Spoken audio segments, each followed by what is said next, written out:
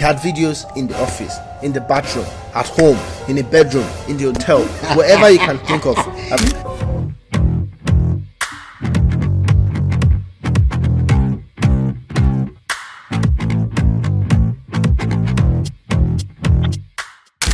Welcome back, everyone. It's Sting Talk again, episode 17. Super excited as always. We've been doing this for a bit already now, and we're happy to still be able to continue to do it. Without further ado, today it's very interesting what we have. So Ibrahim, there was a particular topic that I wanted us to discuss about 2 weeks ago. It was an interesting one. We didn't have the time to do so, and here we are. It's a story of Omari Adweek. So Omari is the ghost guy from Power, this 50 Cent series. So there was an issue. It started off with Omari going to an interview to talk about how he felt like he wasn't compensated enough for his role in Power. I think he only earned about, please correct me if I'm wrong, I think it was something like he earned $750 or something per episode of, I think 250. I'm not sure. I think $250 per episode, yeah. Towards the end of the series, and he was killed off in the series. A lot of spin-off happened, but he basically said that he didn't feel like he was compensated enough because it was a very successful TV show and it was the pivotal part of it. Now 50 Cent came out to respond to that, saying he gave Omari the opportunity to shine because he was actually supposed to be killed off earlier in the TV show, but he pushed it on, made it continue, and instead killed himself off. So Kanan was killed off in the TV show. Basically, really? That's interesting. Yeah. It's interesting, right? And basically that Omari going out to talk about whether he was compensated enough seems like he's one, beating the hand that fed him, and two, overestimating his worth as at that time. And when 50 said that, Naturi, which is Tasha, so Ghost's wife from Power, Naturi came out to say, she said it in a very tricky way. She said something like, I know 50 like to, get into trouble, but I just want them to fix it. So it sounded like someone coming in to mediate, but it was very clear that she already chose a side slightly, because she was like, oh, they should fix it, Ghost was Power, something like this. And 50 Cent actually came back out to respond to that, saying, okay, I don't shy away from trouble. Naturi, tell me, do we have a problem? Something like this. Exactly. No Yeah, if we have a problem, there's no problem. I'm good to go. Exactly. And a lot of people commented. Some people were obviously on the side that, well, Ghost was underpaid, they should have paid him more, or Naturi didn't do anything wrong. And some people also were on the side of, 50 Cent gave them the opportunity to shine. He did what he could. Maybe it's unfair that they would go out to say things like that. What are your thoughts about this? I followed like part of the news. I just didn't see it or watch any part where 50 talked about Ghost could have been killed off like earlier in the series. I think that's interesting to know, because I also definitely believe that Ghost was quite instrumental in the success of the series. I think he really did a good job with the series. With the paid thing, where I stand on this. I feel like this is now extending it out of this Omari 50 Cent situation. I feel like for me, the angle that I want to take is going through. So this was 150K. Just so I quickly checked now.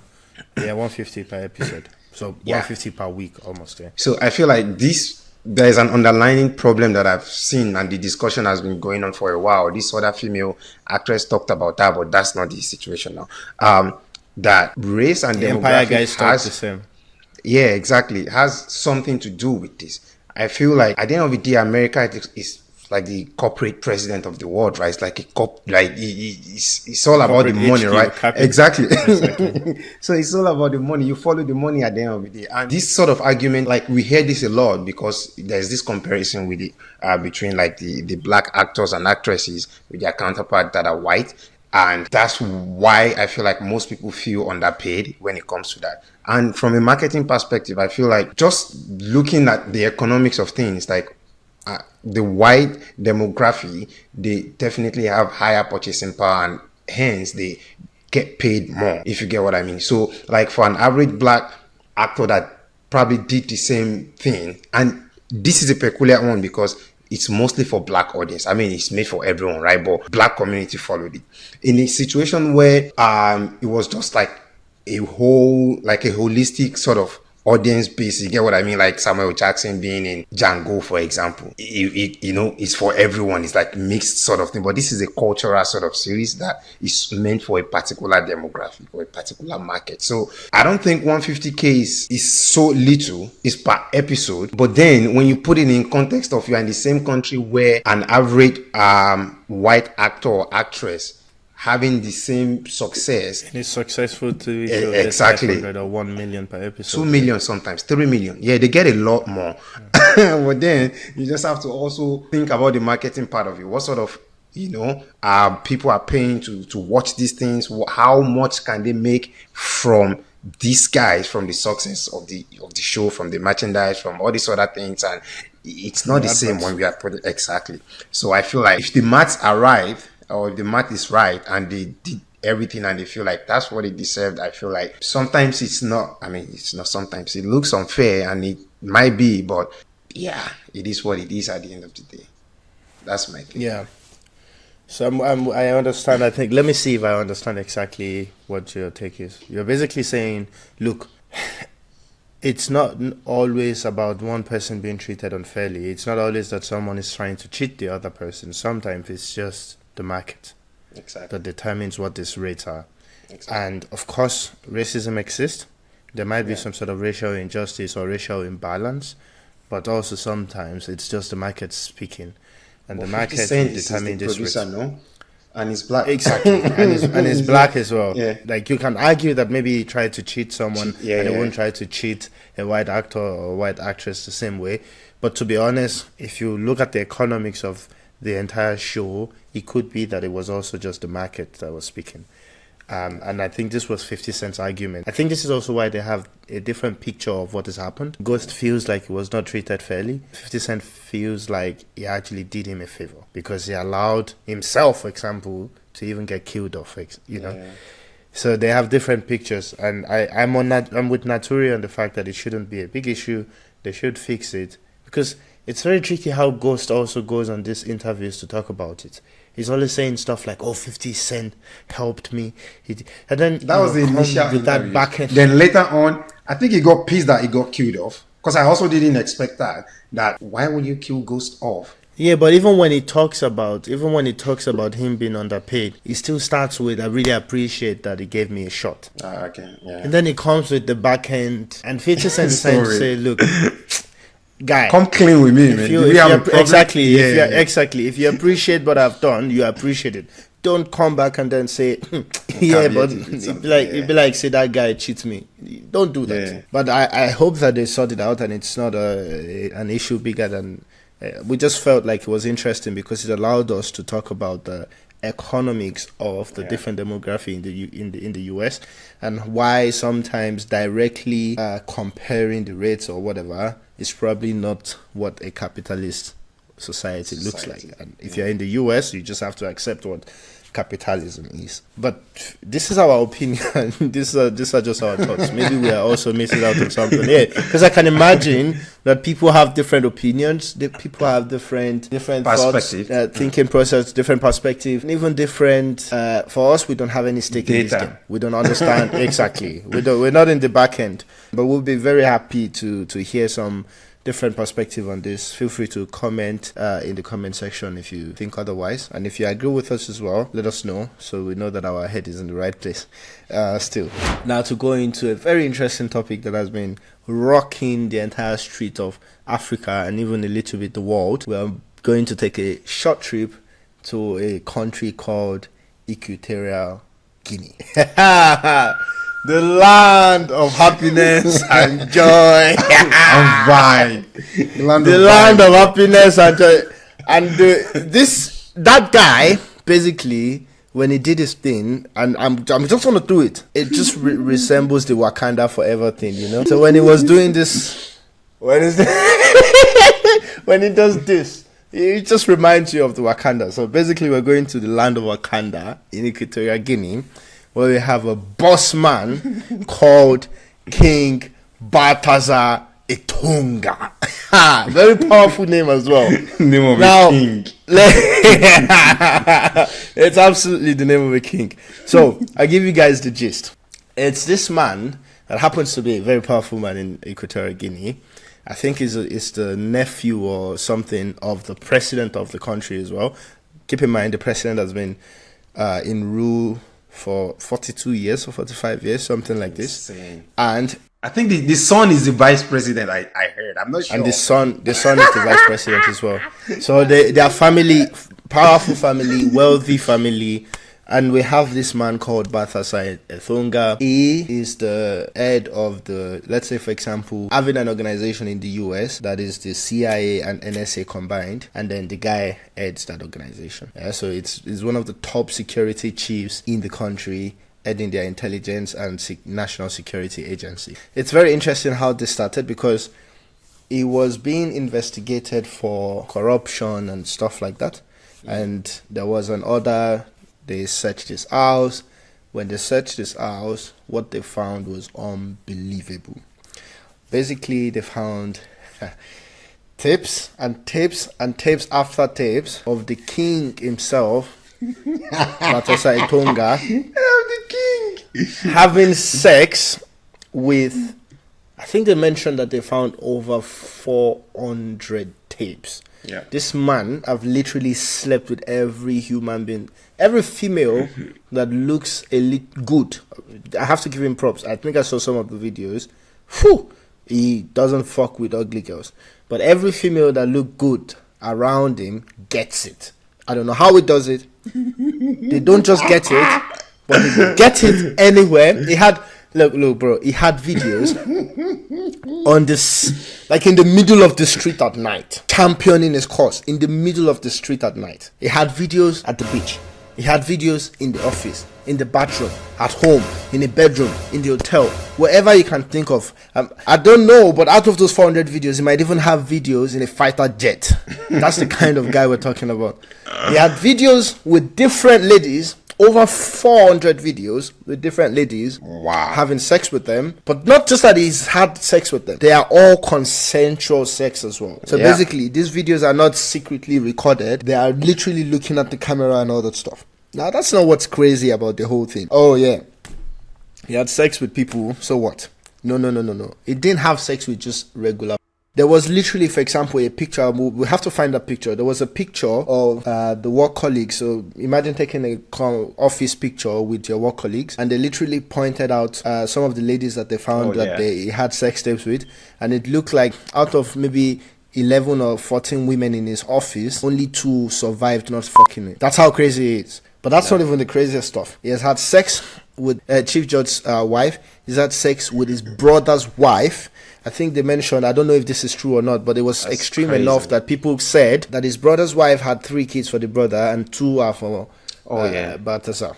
He has had sex with colleagues' wife, friends' wives, a lot of high people in Equatorial Guinea. Their wives in the society, their wives, I think 2 generals or 3 generals. He's giving everyone that takes it, his housemaid, is giving them big time. Now they found this video, it started trending. It came out, it was like, oh, it's AI, over 400 videos. AI, are you drunk? He had this finishing move. When he was doing it, it would look up and put his hand like this and just like, ha. You know, it was so interesting to watch, to see. It's a big scandal.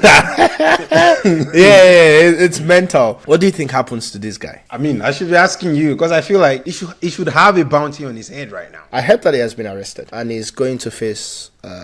He's going to be in court. He has already been in court a few times already, but he hasn't been convicted yet. But it has to be that it's for the corruption case. The only problem is that he slept with a lot of influential people's wife. Exactly. No matter how powerful he is himself. In fact, I heard that the warrant for his arrest was from the top. I think maybe from the presidency or something. Because the chief security officer of the president's wife also got fucked. I So think it's like in any people. any part of the world, if this is happening, he will be guilty of something legally, just so because he has messed with a lot of powerful people's wives. I don't see him getting out of everything. He just stepped on the wrong toes, man, and he will pay the But price. keep in mind, do you think the president that has ruled for over 40 years will allow his sibling, his nephew, to be punished? Because this is like people with like true and genuine absolute power in their country. You think they would let someone from their It family? depends if he hasn't wronged the president himself by all these shenanigans, right? But if he has, then that would be a problem. But if he hasn't sort of stepped on the wrong toes, regardless of how powerful those people are, he seems quite influential himself and powerful, so he might still be protected and untouchable. But if he has sort of offended the wrong people, I think they will find some other thing just to punish him for his moral misdeeds. Yeah. I'm not sure. I mean, I wouldn't know what the president or the vice president thinks about this. It could be that they also know about it. Because for me, that's another thing that I wanted to mention. When this happened, I started seeing videos on the internet talking about Equatorial Guinea as a country. It seems like they are extremely open to those things. So we, as other African countries, looking at it, we might actually be misinterpreting what's going on. Of course, there are some extremities there, like for example, sleeping with his brother's wife. But it seems like they might have a very solid open arrangement that out of those 400 married, some of them married, maybe some of them are married. The married ones there, maybe not 100% of them, those ones are surprised or pissed off. I feel like who knows if the president has run his own courses, or because I heard that in Equatorial Guinea, it seems like they are a little bit open. I think that's definitely looking like the truth, because for example, even in Nigeria we have that, right? I lived in Calabar, and Calabar is sort of known for that, like Cross River State and Akwa Ibom. And I mean, Calabar people will tell you otherwise, I know, but they know deep down. I lived there for over a year, so I know how it is there. So to support your point, it's also the video about the wife. The wife also had a video that she was with other people. So that says it all, right? So it's just like a massive sexual fest or something like that, that everyone just moves in that sort of direction, Because I saw the wife sex tape first, I'm like, what is going on in Equatorial Guinea? One man came on this online and he was like, Equatorial Guinea. I mean, for anyone that is, if you're Yoruba, Oko actually means penis. So this guy was screaming out, Equatorial Guinea. Those people, yeah.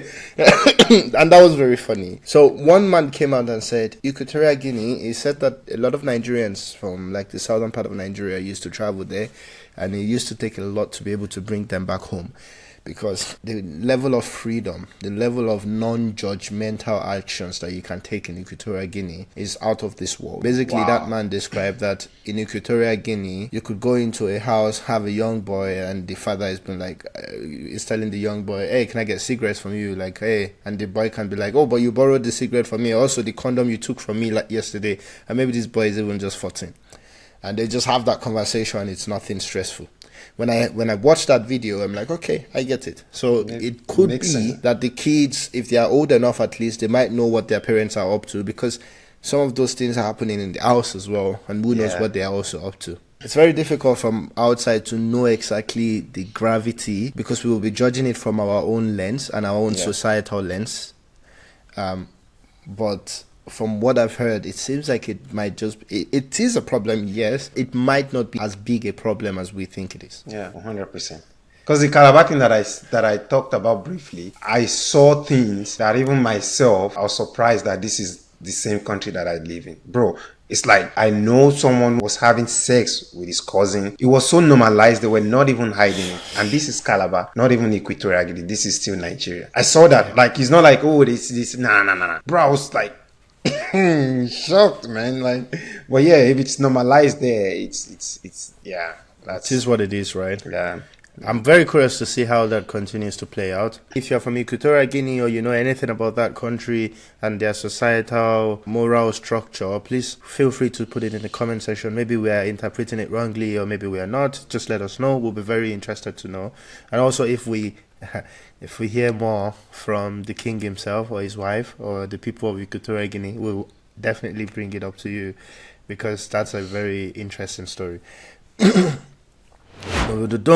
Now, I'm getting into another very interesting topic. This one is like, I think for all the topics that we have today, has to be the king of it all. The king of it all. Okay. And it's the American presidential election result. A week ago, 2 weeks ago, presidential election happened and Donald Trump won and is now the new 46th president. Is going to be the 46th president of the United States of America. He won against the Democratic candidate who is the current Vice President Kamala Harris. He won both popular vote and electoral colleges. So in my own book, that's an absolute smashing. Yeah, it is. It's a landslide win, man. It is, yeah. It is, yeah. It wasn't even as close as the Hillary picture. Now, a lot has been said. There were a lot of people that supported Kamala, came out crying. A lot of people that were for Trump, being what they are, super happy about their candidate winning. What are your thoughts? One thing that I would firstly like to say is that I believe strongly that it wasn't rigged because I still go online and I feel like a lot of people, Democrats, like people actually who voted like Kamala, felt like it was rigged. And I don't think that is true at all. And two, I would say that for the American people, seems to me that Trump might be the guy for them. It's a very peculiar situation for me because I'm an immigrant in the US, right?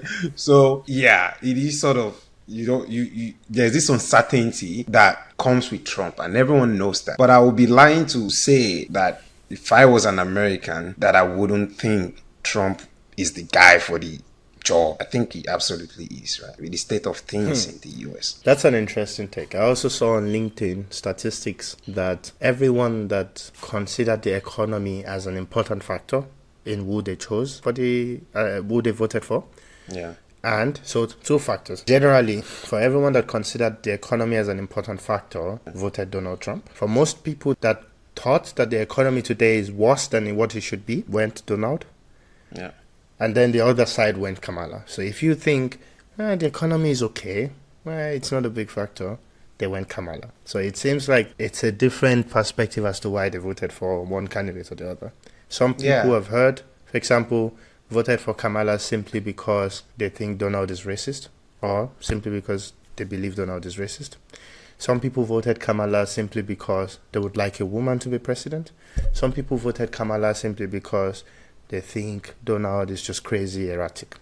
People around Donald is crazy erratic. But the other side voted Donald as well because, they think the economy is super important. Or some people voted because they thought Donald will put America first. I don't live in the US. I had an opinion about the election.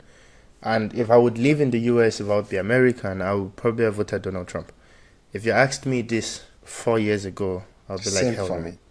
And it doesn't still make him the best candidate also. It's just we are talking about between these two guys, right? Like, who am I voting for? Exactly. We saw the fatal flaw in what the democracy looks like. One thing about democracy as it matures, I think after the first few elections in a democracy, it starts to become picking from 2 evils because there's a lot that has to do with money, popularity and other stuff. But money, popularity does not say anything about actually capability or capacity to lead, capacity to take something from one bad state to a better state.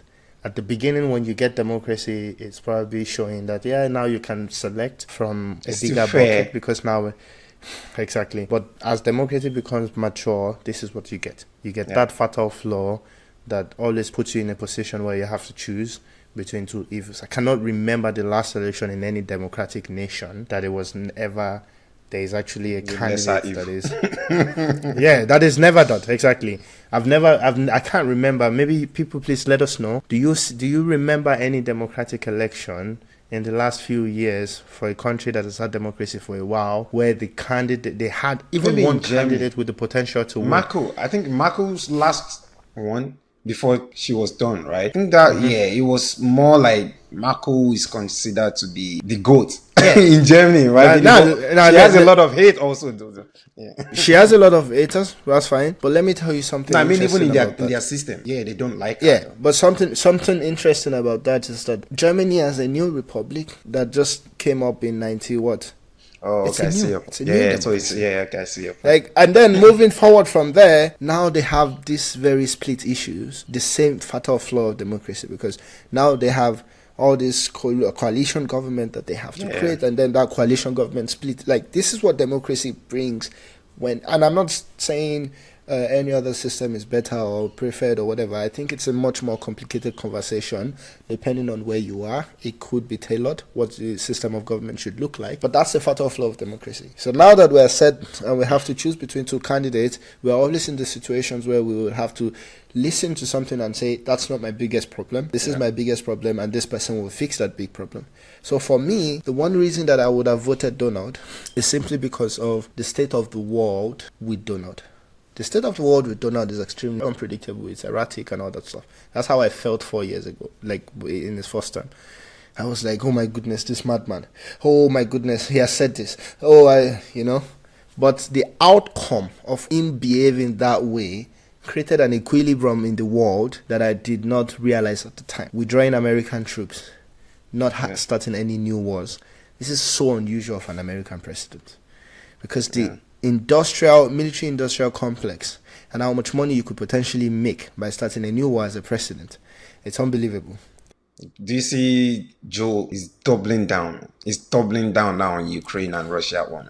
And I'm thinking, this is what pisses me off. And that's the next point I wanted to make. Now, a democratic guy, this old guy that is about to go off, may he live long and continue to stay hale and hardy, but he's a very old man. Looked at Russia-Ukraine situation, was involved from the beginning to ensure that it escalated, and it became a war that we all need to stop. We absolutely need that Russia goes back to Russia and Ukraine retains himself. We need that to happen. And Donald took it as one big topic in his campaign conversation. I'm going to bring them back to the table to negotiate. Joe Biden and Boris Johnson at the time literally prevented a negotiation from happening. In fact, there was a negotiated agreement that they prevented from being implemented. So they, for some reason, have an incentive to keep the war going. And you would think that Donald coming in now saying, that's my first order of the day. On day one, I get Putin and Zelensky back to the table because we need to stop this.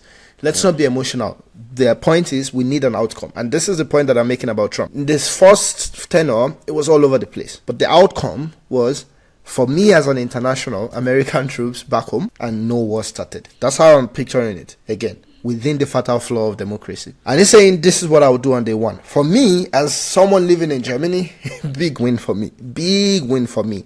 Right? Let's get Ukraine safe again. Let's get that to happen one way or the other. And he's saying that's what I would do. And Joe Biden goes, a few days ago, now you can use American missiles against Russian troops. He's about to leave. This should tell you something. He's about to get his last money grab. I hope no. So let me say this again. I don't know this for a fact. It looks to me. I have to be clear. I don't have proof. I'm just putting 2 + 2. I might be wrong. What is the incentive for Joe to escalate it right now? To continue to further escalate the war? What is his incentive? He has lost the election. His party has lost the election. They are leaving. And it's at that point, the last few years, he did not allow the missiles to be used. Now he's about to leave and he goes, let's use it. Now, why he might say that, or he might be thinking in this direction, is to make life a little bit difficult for Trump. I agree with you. It could be that he wants it to be difficult for Trump to fix, so that it's not an easy win for Trump.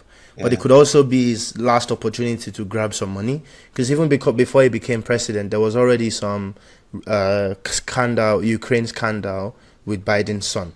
So it seems like there's a solid route for them to make money there. Is it that, or two, it just has a strong incentive for this war to continue. So if it escalates it now, if Trump is unable to fix it, there's still room for him to continue to make money.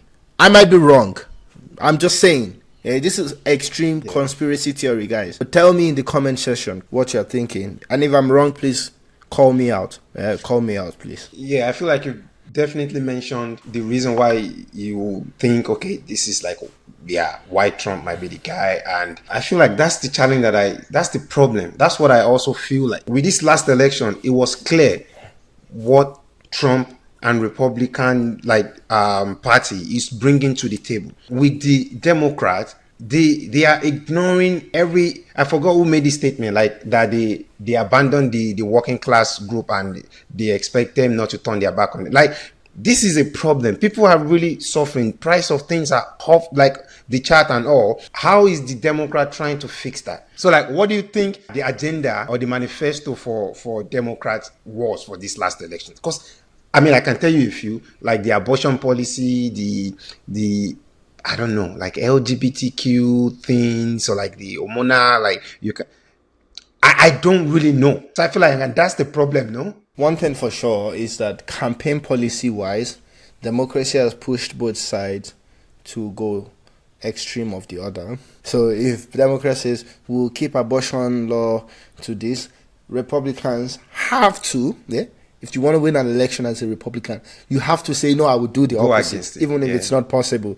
So that's why we saw such big extremes. Strategically, to win elections and to get as many people on your side for the different beliefs, you have to go extreme. So maybe the Democrats are extreme with their own selling point as well, and the Republicans were extreme with their own selling point as well. But I'll say this in an interesting way. When you look at some of the topics of conversation in the West, not just the US, you can see when a country has moved from traditional problems to first world problems. Yeah. Because they think we are now developed, we don't have those problems of how do we feed our people, how do we ensure jobs, how do we do this, how do we even build infrastructure. They have a system, it's a developed country.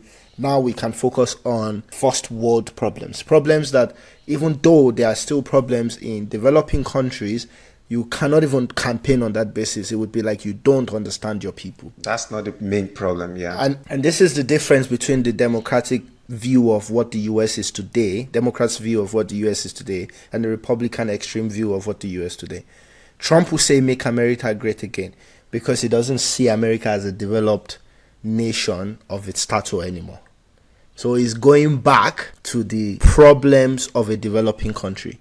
How do we get our people to earn money? How do we feed our people? How do we create more jobs? And the Democrats are seeing that we don't have a problem. There's nothing to make great again. Let's just continue to forge forward in the more advanced problems that we deal with. This is the big difference between them. And that's what 100%. You see with the manifesto. But the reality for us from outside, the US is currently a shithole. I'm sorry. It needs to be great again. I'm sorry. Like, things need to be fixed. There's so many huge topics that I can already start bringing up in the US. One, the collective intelligence of the people. That extreme side, the ability to be so extreme and garner so much votes on both sides now tells you something about the education system of the US. What needs to improve. Because the world is not black and white. A lot of Americans are so black and white in their messaging today that it tells you that there's a need to be able to have nuanced conversations again in the US. And that nuanced conversation is not just about freedom of speech, it's about education. The education system is fucked. The collective intelligence is fucked. These are problems that a first world country, a developed country, should not be having. So there's absolutely something to make great again. And when you look at the democracy in countries in Western Europe that still have education investment going strong and all that stuff, there's still free education up to PhD level. In fact, they almost have no job market for a bachelor's degree because you can simply get your master's for free as well as a citizen. Look at Germany, for example. Instead of having two extremes, now you have a much more fragmented political structure, because some people, because of the collective intelligence, they can decide I'm green, I'm liberal. I'm CDU, I'm this. And this is what you see in Europe. It's fragmented. Instead of creating an extreme box, they're saying, you know what, it's okay. We can support someone that fits an agenda that I want the best. And it creates a system where they even need a coalition government to run a country like Germany. Basically, multiple ideologies leading the country forward, because that's what you will find in a country true and true. Everyone has different problems. I also saw someone say that when you look at the demography of people voting Democrats, they are actually upper class to rich people nowadays. And the demography of people voting, and it's a working class conversation statement that you made, the demography of people voting Republicans are actually people that the new America have made from middle class to lower class. Yeah, and the race thing, I mean, the politics here is interesting. The race is also a very huge part. There's this subtle agreement, I think, in the black community, is like, you can't be black and vote Republican. It's just, you know, the history and everything. So, but but historically, that's also the lack of education, no? Because historically, Abraham Lincoln was Republican. The table turned, and then the Democrats, who used to be the fucking terrible guys, quote unquote, if you would be black, found a way. In fact, for me, the way I interpret the new democratic structure and how it interacts, maybe because they gave us a black candidate, instead of creating a truly fair ground to work, the Democrats are performative. Yeah. Instead of actually creating a truly fair structure where both black, white, and everyone, and Latino and Chinese and whatever, the whole people in the US can actually grow together with the opportunity to also learn some of the difficulties in the life that we live. The Democrats are performative. They rather want to keep you on food stamps because they will give it to you. They will give it to you. And as you continue to get food stamps, mentally, you don't want to get out of the hole. And that's the argument of a few Republicans also. It's like, you know, it's not helping. Like, if you want to really help this sort of demographic, help giving them handouts, it's not the way out. Exactly. They keep giving handouts. Yeah. And then the schools in the community are still shit. They keep giving handouts and they still put more black people in jail. They keep giving handouts. Hey, brother, Obama deported more people than Donald. Yeah, I saw the stat. So what's this performative thing? Statistically, maybe the Republicans have actually been better for the black people as well. But okay, I might be wrong. I don't know everything. I think we are not. I feel like the difference is you can't see it clearly when you are a black American guy, for example. You are quite emotional, and I think even for any American, like any voter, is an emotional voter in the US.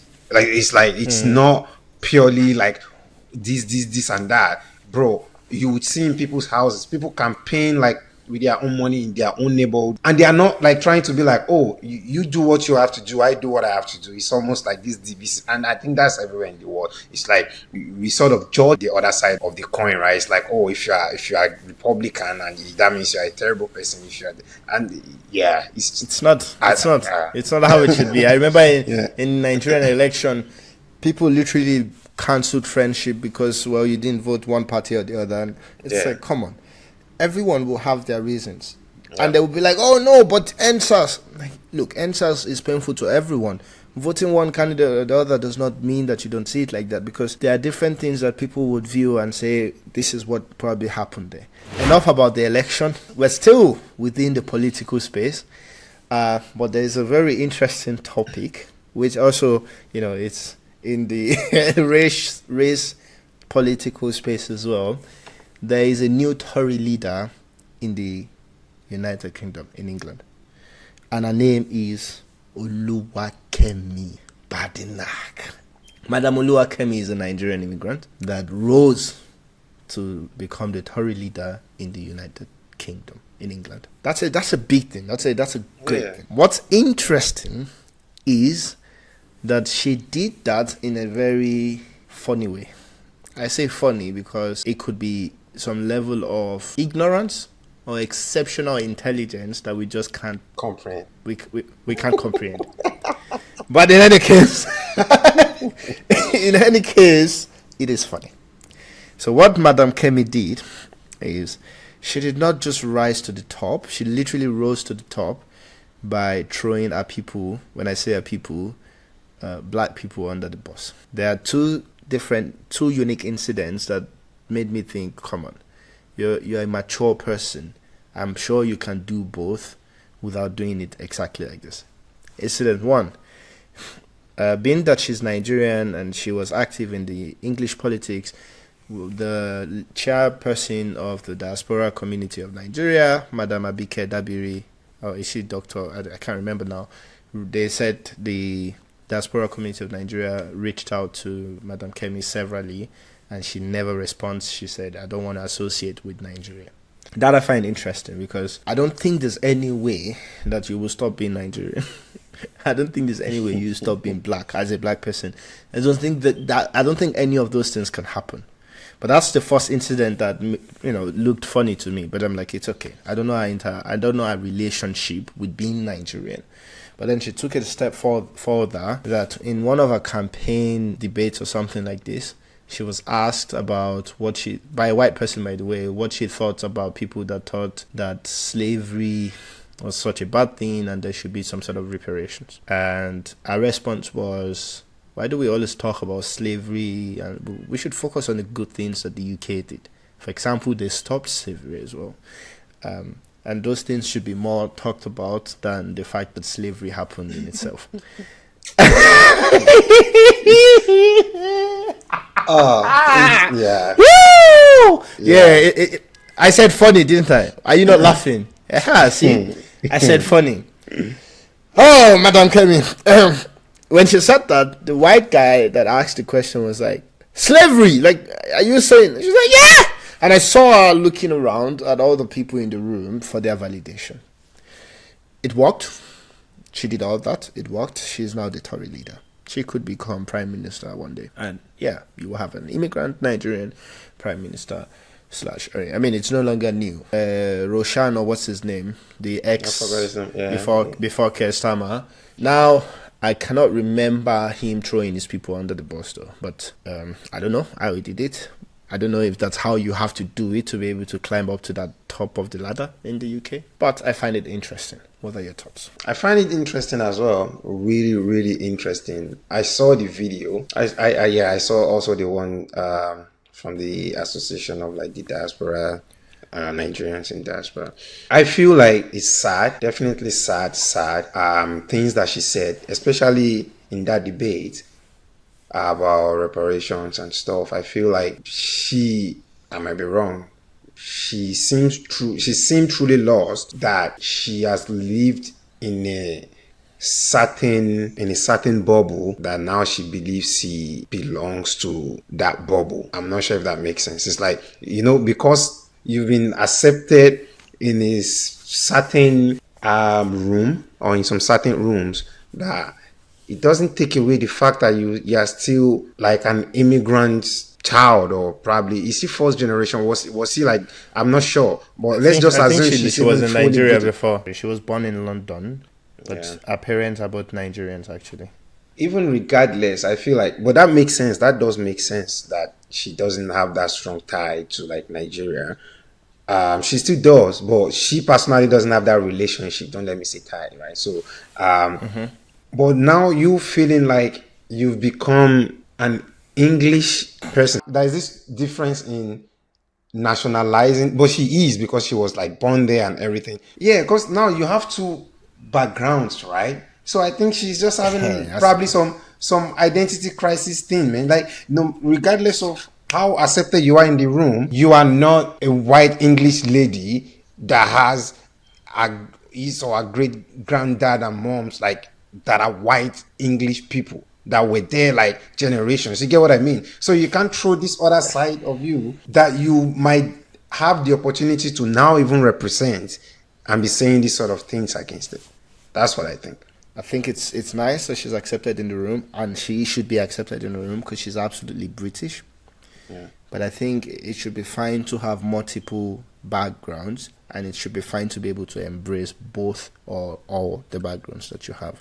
I think it's beautiful that you're British, Madam Kemi. It's beautiful that you're Nigerian as well. It's beautiful that you're black. It's beautiful that you can be what you have become. And you shouldn't look at Nigerians wanting to be proud of that as anything less than admiration. Yeah. That's it about Madam Kemi. We wish you all the best. We hope you stay long there. Hopefully you get everywhere you want to go. You keep going. Honestly, we don't wish you bad. Okay, this one wasn't an election. The next topic, it's not an election, but it's a topic that has been paired with the word rigged like crazy the whole week. It's the Jake Paul versus Mike Tyson fight that happened over this weekend. Jake Paul fought the 58-year-old Mike Tyson, the absolute monster of the boxing world. Had a lot of training videos where he was looking super sharp. He got into the ring. There wasn't a lot of punches exchanged. The fight went on for 8 rounds, and Jake Paul won by unanimous decision. It was a lot of money. It wasn't a fun fight to watch, but it was a lot of money in play because Iron Mike got $20 million payout one night, and Jake got 40-something, I think, $1 million in pay as well. So they all made a lot of money. Everyone had a good fight. No one got crazily injured. There was no knockout. What are your thoughts about it? Yeah, I mean, we've sort of discussed this, right? So I'll start from my initial thought and my current thought, right? Initially, I felt like it wasn't staged. I felt like that was an organic match in terms of like not orchestrating anything. It was just that went. The fight came out the way it turned out to come out, right? But now seeing some clips that you shared and having some discussions also before now, I feel like I'm not so sure. I'm still not saying that it is staged, but I watched it, right?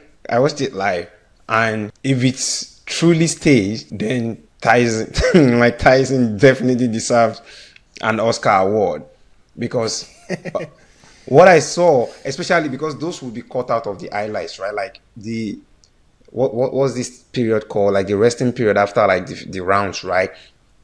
It looked really bad. Like it's like I can feel almost from the screen that this man doesn't have it anymore. He's just old. Like from his breath, from his face, you can see him in pain.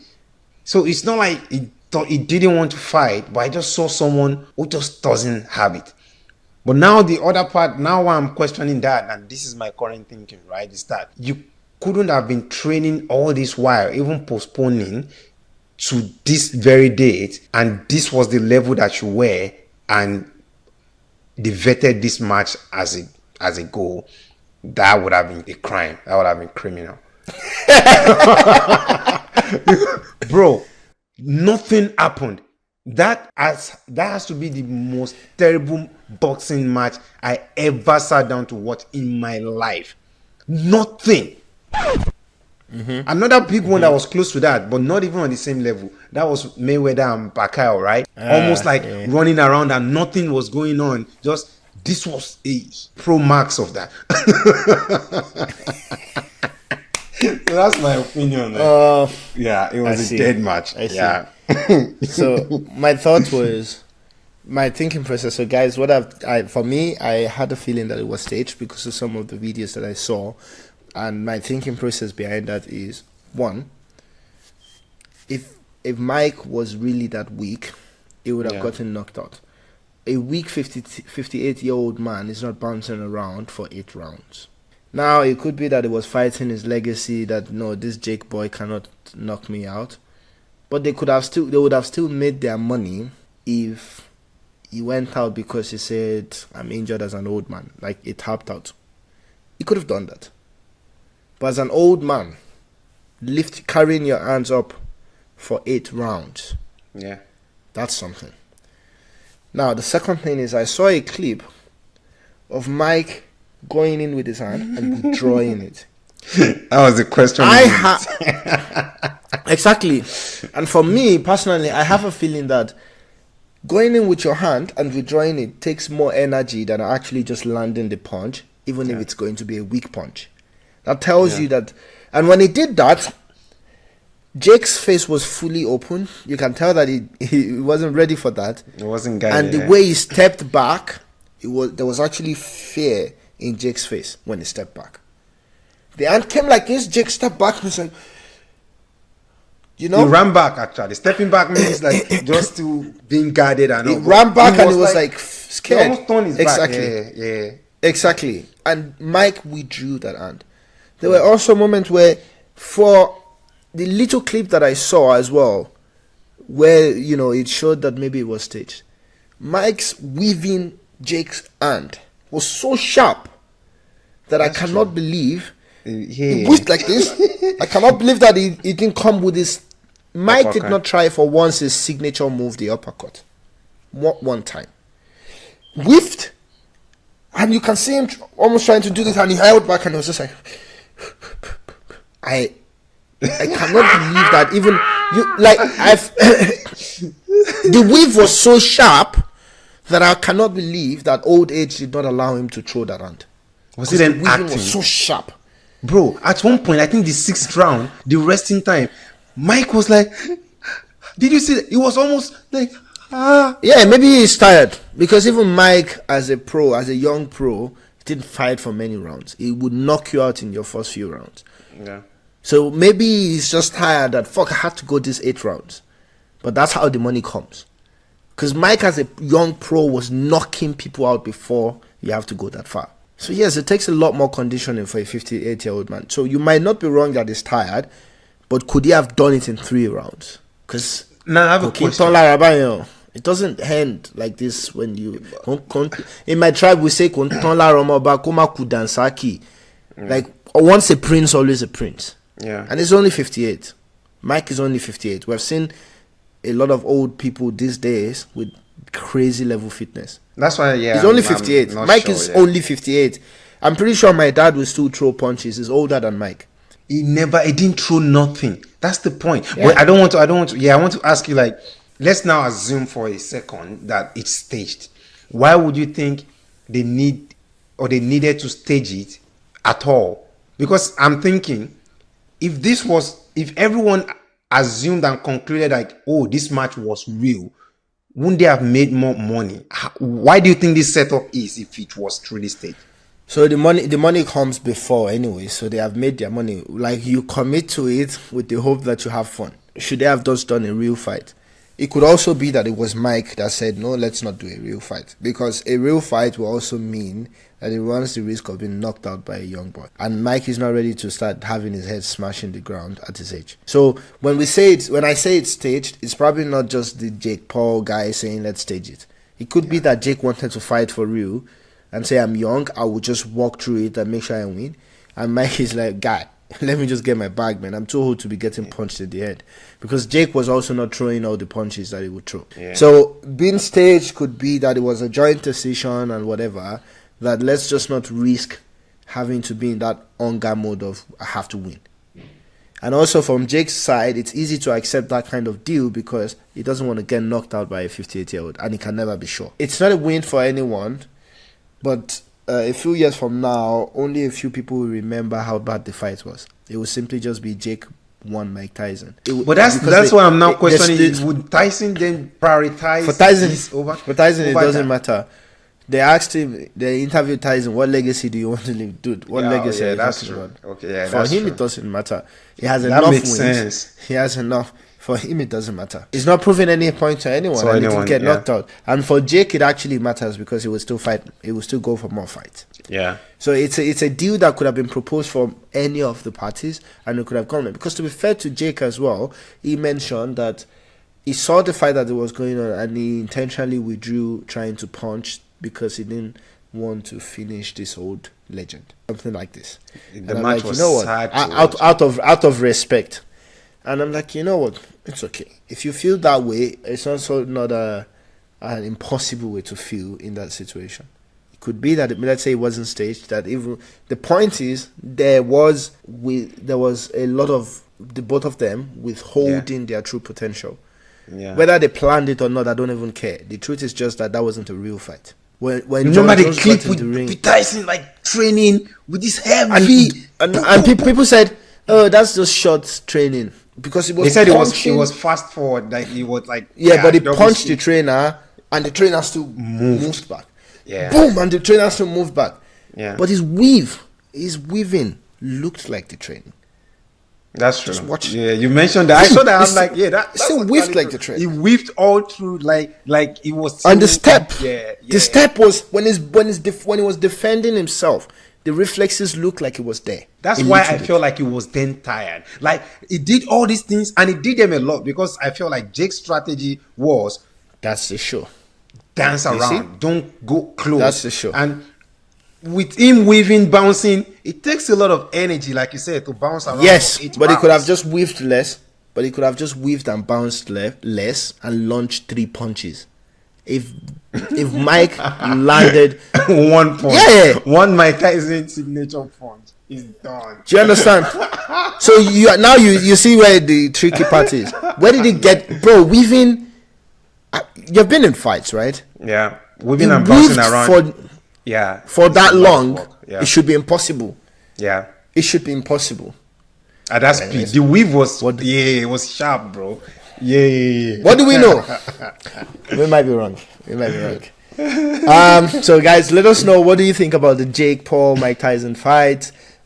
This is just our opinion from what we have seen. We might be wrong. We don't know exactly. It's nuanced, but we would like to hear you guys' opinion. You know, we bring our thoughts, our thinking process to also, so that you see where we're coming from. Let us know the loophole that you find in there as well. We're very happy to know that in the comment section.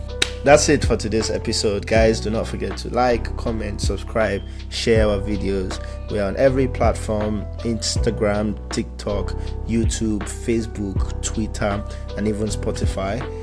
Let us know if you enjoy what we're doing. Also, feel free to send us DMs and messages if there are any interesting topics that you would like us to cover. We will do our research and come with the topics. But yeah, that's episode 17. Yes, sir. Peace.